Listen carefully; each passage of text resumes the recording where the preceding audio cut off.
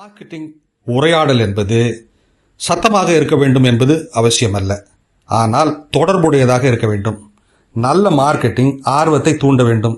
சிறந்த மார்க்கெட்டிங் செயல்பட வைக்க வேண்டும். மார்க்கெட்டிங் என்பது மக்களை ஏதோ ஒன்றை உண்மையாக உணர வைப்பதே.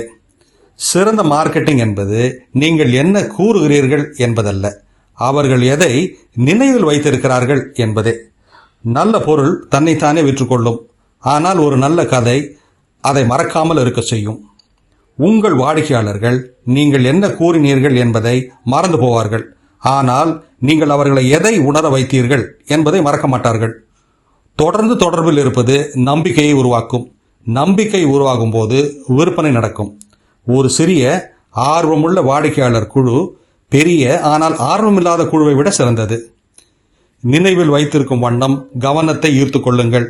வெறுமனே பார்வையில் மட்டும் படாதீர்கள். எந்த அளவு சீக்கிரமாக அவர்கள் பிரச்சனைக்கு தீர்வு கொடுக்கிறீர்களோ அந்த அளவுக்கு அவர்கள் விலையை பற்றி கவலைப்பட மாட்டார்கள்.